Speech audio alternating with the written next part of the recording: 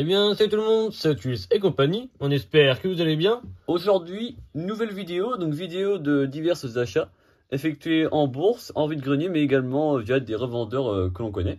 Donc tout type, des miniatures en blister, mais également en loose et de toutes époques. A tout de suite. On débute la vidéo avec une Oculus en blister. Donc celle-ci, c'est la Custom V8 Vega, donc une Chevrolet. Donc ça, c'est vraiment un modèle très sympa et ça change un peu parce que c'est une muscle cars vraiment plus petite que celle qu'on peut voir habituellement. Donc celle-ci est donc de 72, vraiment dans une couleur vraiment flashy, Ouais, bien valeur vive. Ouais. Les gens du vraiment très bien. Ouais, avec un beau liseré, une belle ligne sur le côté. Celle-ci, blister américain. Donc ça change également. On peut voir qu'à l'arrière, c'est beaucoup plus détaillé que les blisters de chez nous. On peut voir le nom du modèle et en plus l'illustration. Celle-ci est donc produite de 2009 à 2020 chez Oculus et designée par Rob Matz.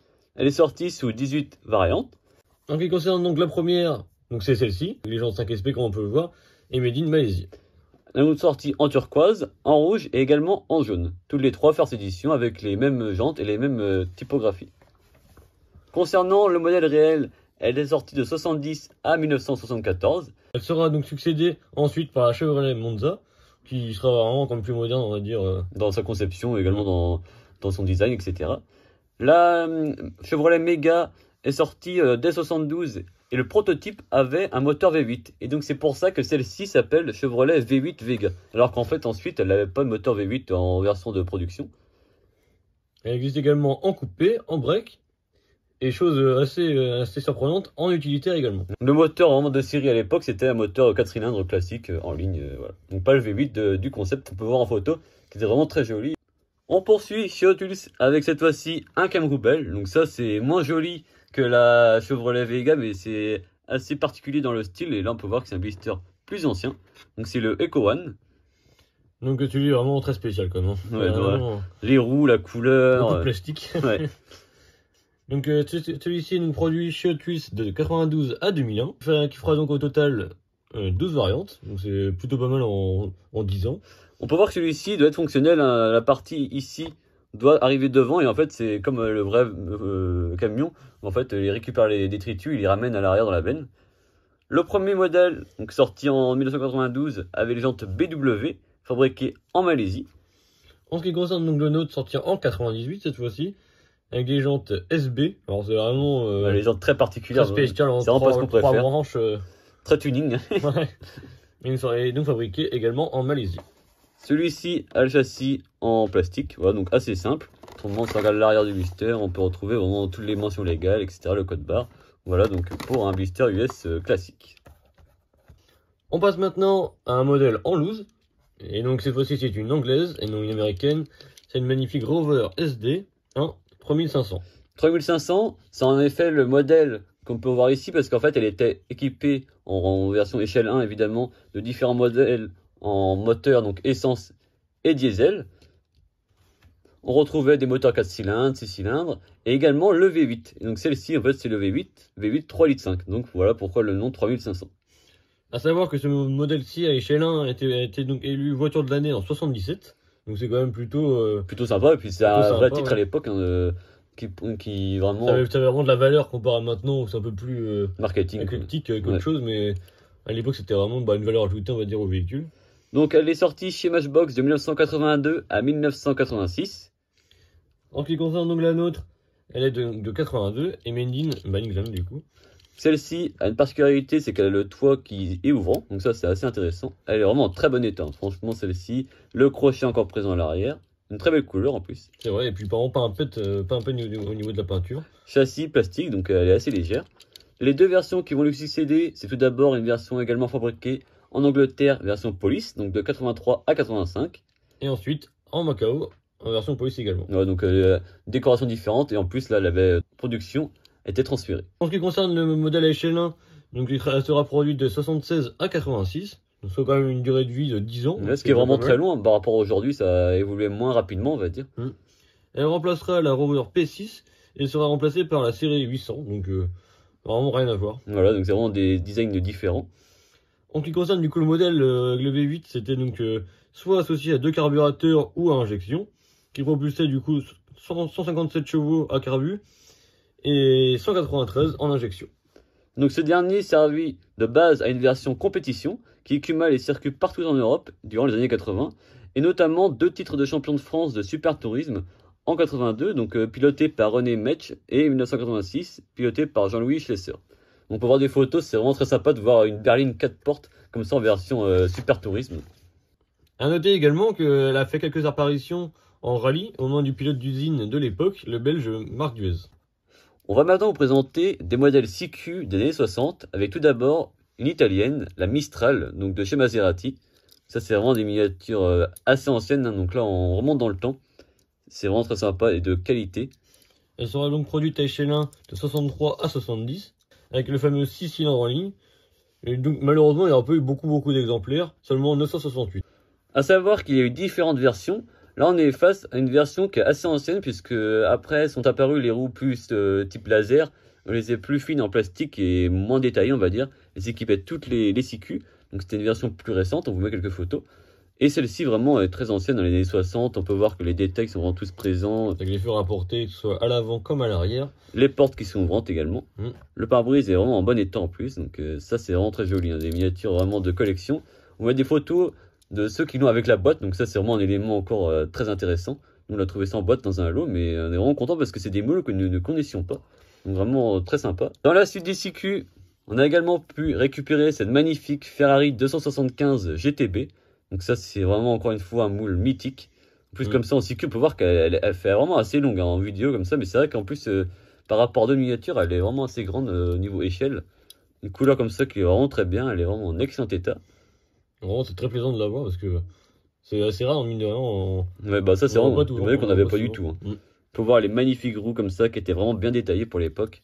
Les feux rapportés devant. Celle-ci n'avait pas les feux rapportés à l'arrière, alors que sur la première version qu'on a pu voir en photo, elle avait les feux vraiment rouges qui étaient rapportés, qui étaient vraiment bien faits. Donc là on peut voir, il y avait déjà une évolution de coût déjà à l'époque, hein, ça commençait à aller dans ce sens-là. A noter que celle-ci à échelle 1 était produite de 64 à 68, avec le fameux V12, donc vraiment ça commençait déjà à être très sympa. Très sympa. Et environ, encore une fois, 1000 exemplaires. On va maintenant passer à la présentation d'un camion, donc de chez Hot Wheels.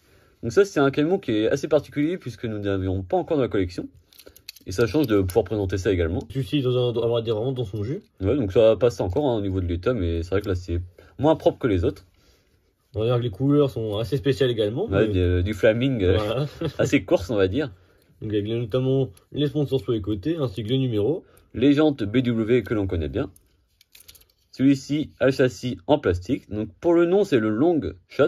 À savoir donc que celui-ci est sorti en premier en 83, mais donc ressorti après, vers 2010. Quoi. Avec des rééditions. Et celle-ci en fait c'est la première édition, dessinée par Larry Woods. On poursuit avec une magnifique Porsche de chez Hot Wheels. Cette fois-ci c'est la 934 Turbo RSR, donc ça c'est vraiment un modèle de course qui est vraiment très sympa. Celle-ci a été dessinée par Ryu Asada et existe depuis 2014 au catalogue de chez Hot Wheels. Au total, il y aurait eu donc 16 variantes. Donc, en ce qui concerne la première, donc sortie en 2014, elle est donc dans un très beau orange, avec les jantes LW et fabriquée en Malaisie. Celle-ci est donc sortie en 2015, avec les jantes LW également, et fabriquée en Malaisie. Donc ça rend très bien, je trouve, le contraste un peu noir, un peu gris-noir on va dire, avec les jantes dorées, la topographie à l'avant, tout ça, c'est vraiment très joli. C'est assez sobre, mais vraiment classe comme ça. C'est vrai. A noter également qu'elle est sortie en bleu, la même année, donc en 2015, et on l'a également. Ouais, donc ça c'est un modèle qu'on avait acheté neuve à l'époque quand on était enfant. Donc on l'a toujours, et elle est vraiment très belle également, on vous met des photos. En ce qui concerne le modèle HL1, elle sera donc dévoilée en 1976, dans une version groupe 4, donc du coup de la 911, moteur 3 litres turbo, de 480 chevaux, donc c'est... Une bête, hein. C'est avec des décos de l'époque qui sont vraiment très sympas. Un beau modèle en plus qu'on peut récupérer dans une belle couleur, donc ça permet de compléter la collection. Seconde Porsche de la vidéo, avec cette fois-ci une magnifique 906, ou appelée également Carrera 6. Donc celle-ci également fabriquée chez CQ.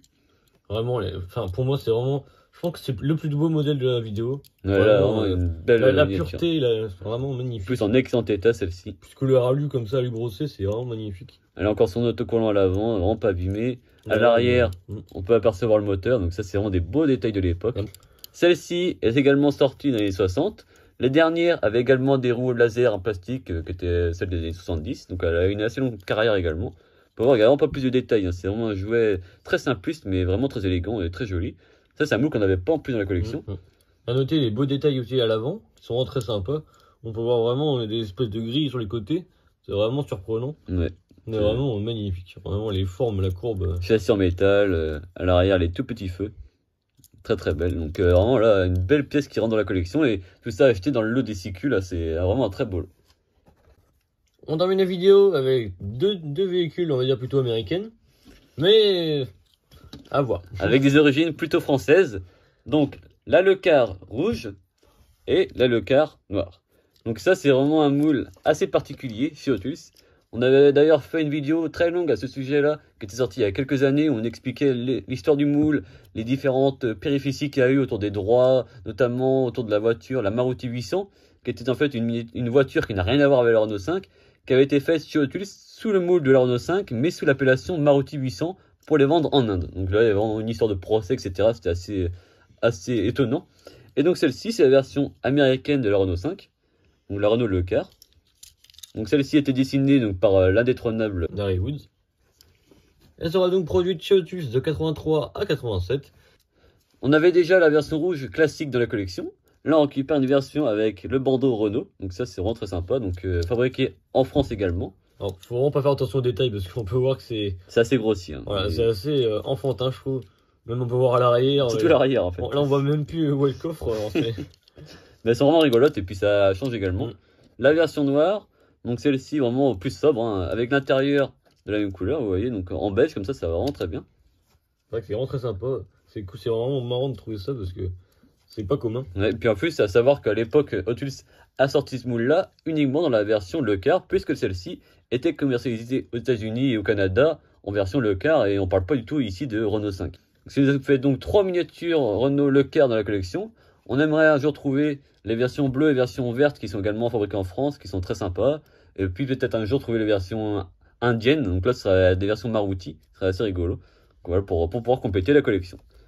On arrive donc à la fin de cette vidéo. Si elle vous a plu, n'hésitez pas à lâcher un pouce bleu, à vous abonner sans oublier la petite cloche pour ne louper aucune prochaine vidéo. N'hésitez pas également à nous dire dans les commentaires quel a été votre modèle préféré. Et toi, Riston, du coup, quel a été ton modèle préféré? Pour moi, le trio de CQ, franchement, c'est vraiment très authentique, je trouve, et c'est vraiment très sympa pour moi. Ah, c'est vrai que moi un petit clin d'œil, je dirais plutôt même à la 906 qui est vraiment magnifique. C'est vraiment un petit coup de cœur de la présentation. À plus. À plus.